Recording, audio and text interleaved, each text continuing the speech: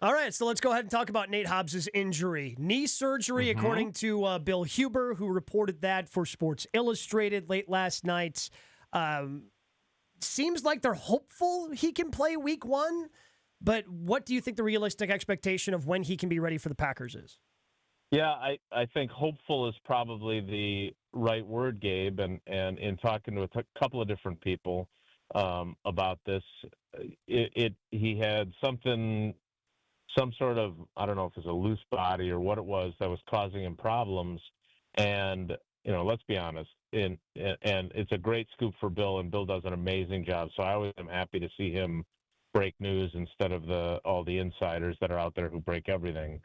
That said, I'm guessing that his agent wants to downplay the possibility that this sidelines him for the opener. And again, there's that it's a non-zero chance that it could take longer. I mean, he had surgery. Like, it was a scope, and it's not a long-term thing.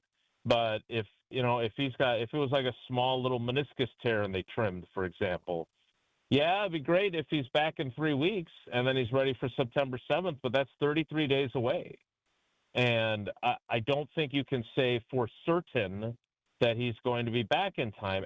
And the reason why, to me anyway, this is significant is what, you and I and Stroke talked about it at Summerfest. We've talked about it on this show, and Goody, frankly, said it the day that he released Jair Alexander. So we feel really good about our first three corners. We think we've got three starting caliber corners in Keyshawn Nixon, Nate Hobbs, and Carrington Valentine. Well, if he's not ready for the opener, then you've only got two, right? And they've got the flexibility of Javon Bullard playing in the nickel as the slot guy. But the bottom line is that this is all it takes, right? It's a minor little knee injury that requires minor surgery, but it's still enough to potentially cause you to miss a game or two, because now you felt good about your top three. Now you feel good about your top two. Well, where does that leave you on the third one? Like, are you excited that you potentially are another injury away from Kalen King having to play or Micah Robinson having to play? Like, I just would argue, or obviously Corey Ballantyne, who they brought back yesterday. Like, I would just argue that this is the kind of, not worst case scenario, but the kind of concerning scenario that we all predicted they could face. We just didn't think it would happen before they'd even played a game. Jason, how did you interpret what you saw at family night? I think there's a lot of people out there obviously very excited about the Packers season, and yet it is still a glorified practice. We don't always know what the objectives are of each of the drills, of each of the workouts. So how should Packers fans take what they saw on Saturday night and extrapolate any sort of opinions out of it? Yeah, a couple things. That's a really good question, because I always, Packers versus Packers, somebody's always going to win and someone's always going to lose. And when you have an offensive-minded head coach, usually the head coach is more irritated if the offense doesn't win, right? He's not going to take the positive view. I'm sure Holmgren, oh, no, it's great to see, Fritz's guys really crushing us. Look, I thought Jordan Love threw the ball really well. I thought he moved. I wrote a story about him and his movement in the pocket. He had the one run where he got out. But again, it's not live, so who knows if he would have been sacked before he even ran. But I thought he threw the ball accurately. I thought he put the ball where he wanted to, which I think is something that he didn't always do last year. I thought, so that was encouraging. But let's call it what it is here. The number one offense didn't score a touchdown in any of the 11-on-11 drills, including a red zone period, which is obviously weighted toward the offense. You're inside the 20, and they still didn't score a touchdown. So you can look at that as, and this is how Xavier McKinney looked at it when I talked to him afterward. Like, yeah, hey, we're off to a really good start defensively. They felt really good about it. Lucas Van Ness, you felt really good about how he looked. Now, on the flip side, he did it to Jordan Morgan and Anthony Belton at one point, and that's not great for what you're wanting to see from those two guys, right? So I think you can say that it's not that big of a deal and it's just a practice and all those things. And you can say, oh, this is a good sign for the defense that they're starting to get going.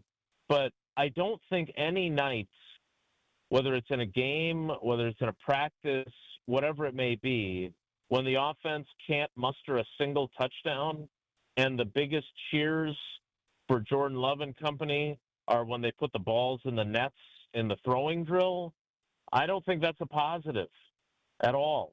So, again, and I don't think LaFleur has any intention of playing his guys for very long, if at all, on Saturday against the Jets. But I did not think, despite what I felt about how Jordan threw the football, I did not think real positive thoughts about what the offense showed on Saturday night. Jason, which player or players did not perform very well? Yeah, I went back because I recorded Family Night, and I thought Jordan Morgan struggled. And maybe that's just a sign that Lucas Van Ness is healthy.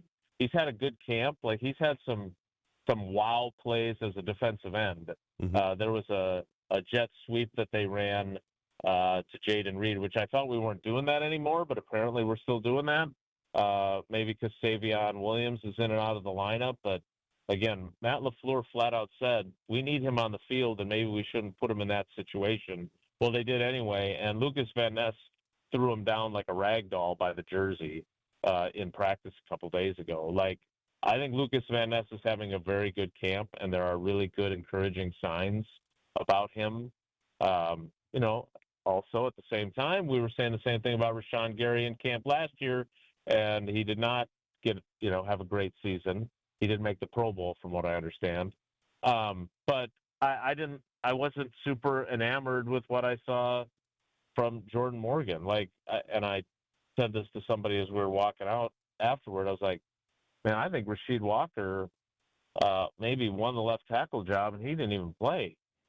So, again, there's plenty of time left, and to be fair to Jordan, like, the guy barely played last year, and when he did play, he didn't play left tackle.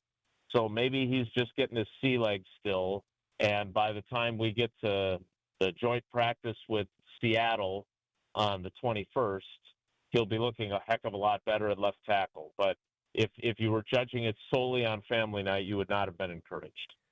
Our conversations with Jason 𝘾𝙀 brought to you by Lakeland Supply. They are in business to make your business better. Set up a free packaging and supply chain assessment, lakelandsupply.com. You brought up Jaden Reed. The snap counts were interesting for Family Night, Jason, because he only played 10 in the 11-on-11, all out of the slot. And you juxtapose that with what we saw from Matthew Golden. Played the most on the outside, also got 5 snaps from the slot. If this is the way this continues to go, and Matt LaFleur say, hey, we need Jaden Reed on the field, but then how come he doesn't put him on the field more? Yeah, I am going to – I know this – Gabe, man, I love you. I know that this has become your pet project. It has, yeah. Well, because and I don't want it to be like I hate Jaden Reed. I don't. I think he's really good. I know you don't. It's the coaches don't put him on the field a lot. Yeah, do what you say what you mean and mean what you say, right? Yeah. Like, and if you keep saying that Jaden Reed's an important piece, then he should be on the field. There was and this is, again, I don't expect, because I'm going to practice every day, although I'm going to rest my foot today, so I'm not going to be there. But you don't go to practice every day, so you don't see all this. Like, there was a day, I think it was last Thursday or Wednesday, they were in pads, and they did a 2-minute drill, and Jaden Reed, Jordan Love threw 5 passes on his way to a touchdown. Jaden Reed caught 4 of them. Like, I think he was 5 of 6. And 5 of the 6 passes were targeted to Reed. Like, there are times. So I am going to say that they know what Jaden Reed is, as opposed to they're still trying to figure out all the things that their first-round pick is capable of and ready for. So it would make sense that they would play him more. Do you think that's fair? Sure, but I guess the lack of outside snaps is the concerning part for me for Jaden Reed.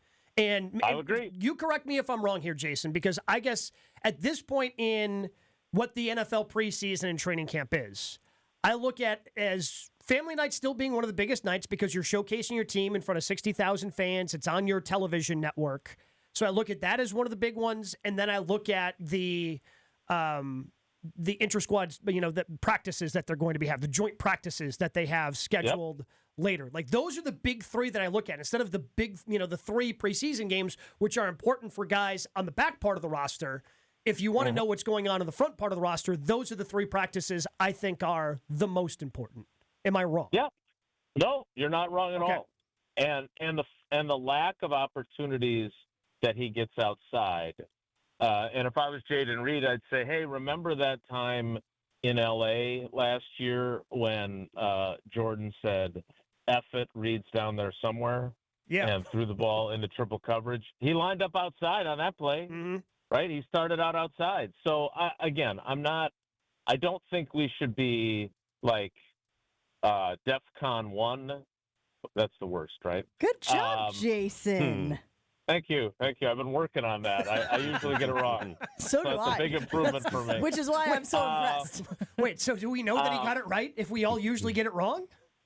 I'm fairly certain he got it right. Okay, all right. Because most time people say DEFCON 5, and that's wrong.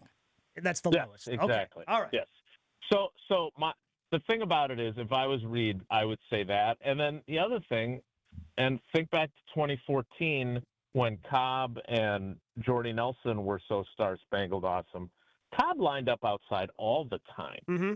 Like, he was not just pigeonholed as a slot guy. And I do think, to your point, I get the feeling, and I would love to know, and maybe I'll talk to Jaden about this today, I would love to know if he thinks he's being pigeonholed as a slot guy only. Because one of the appeals of drafting him in the second round the way they did is that at Michigan State, he played everywhere. He played everywhere. Like, he was outside all the time. He was in the slot. He would line up in the backfield. He did all the jet sweeps and motions and everything else. Like, he is that guy that can do everything. And, Chewy can correct me if I'm wrong, but one of the things that as a player you get really frustrated by is believing you can do multiple things and the coaches decide you can only do one thing.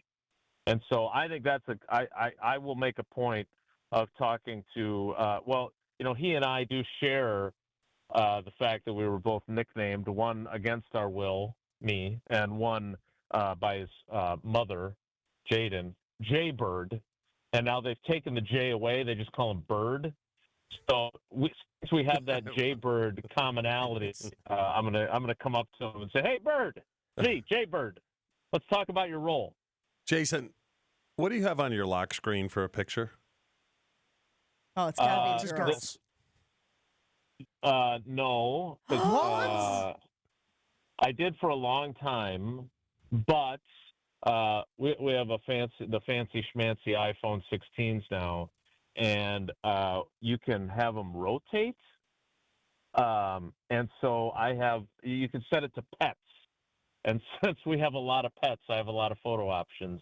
So it rotates. Every time I pick up my phone, it's a different picture of one of the dogs or the cats. Oh, maybe I was wrong.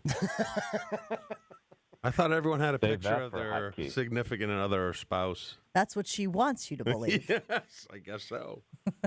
This is totally normal. Everybody does this. You know what? Paula does not. Jason, Paula does not want me walking around with a picture of her. Will is producing. You know, he has the color a picture of himself playing catcher. The color blue, and that's it. Well, that's lame. I did change it now. Oh, you did? What do we have? Peer pressure. What do we got? We got Andrew Vaughn as a White Sox. No, if you're going to do an Andrew Vaughn picture, it has to be the one of him looking into the camera like the Mentos commercial. Maybe I'll do the rotating Andrew Vaughns. Just a bunch of different pictures of him. Hey guys, it's Jen from Jen, Gabe, and Chewy. Thanks for watching our clip. I'm sure it was super informative and educational. I'm just kidding. I love those knuckleheads. And we do it live every Monday through Friday from 7 to 9 a.m. on 94.5 ESPN Milwaukee. Make sure that you like and subscribe and hit that notification bell so that you get informed anytime we drop new content.